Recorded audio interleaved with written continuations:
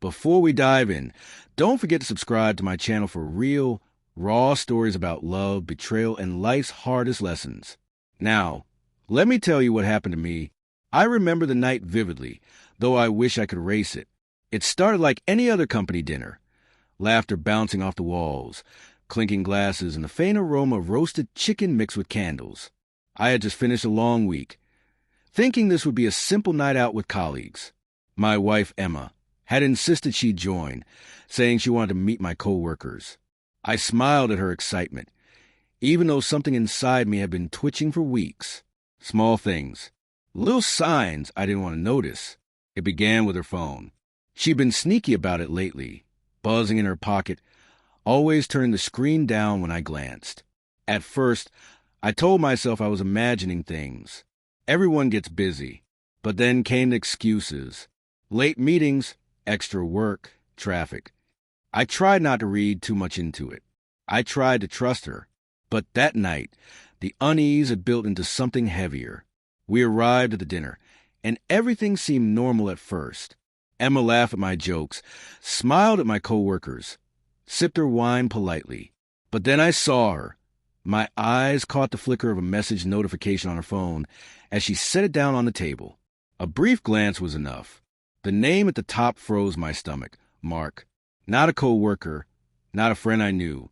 My heart started pounding. I didn't want to believe it. Maybe it was innocent, maybe nothing. But the tone of the message made me stop breathing.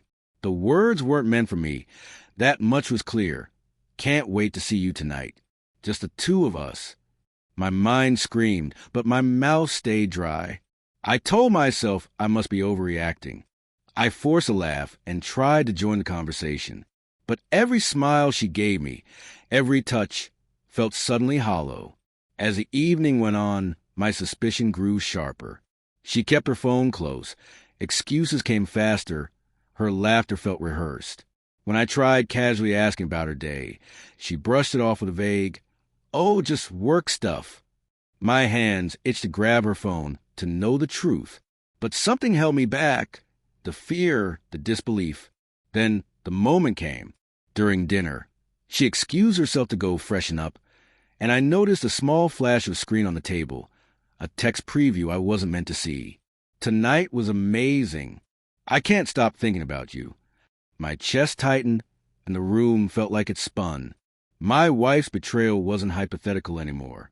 It was right there, in black and white. I didn't confront her immediately. I couldn't.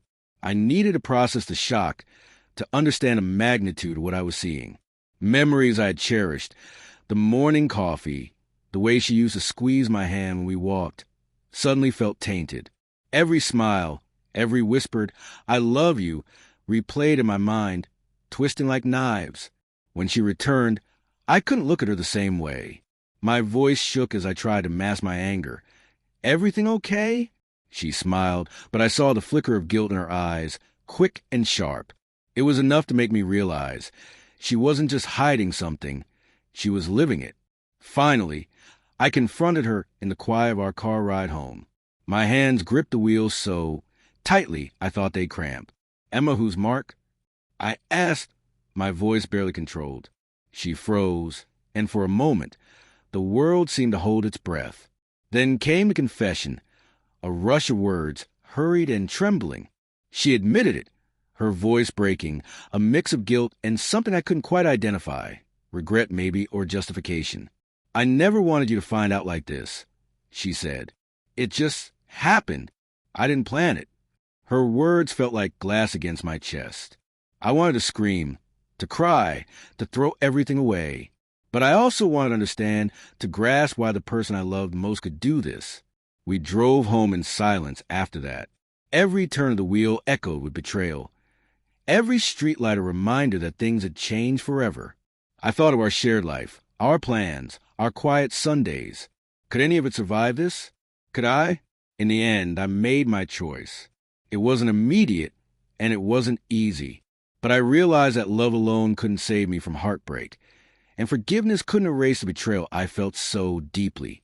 That night, I walked away, not in anger, but in quiet determination. I needed to reclaim my life, my trust, and my dignity. I haven't forgotten her.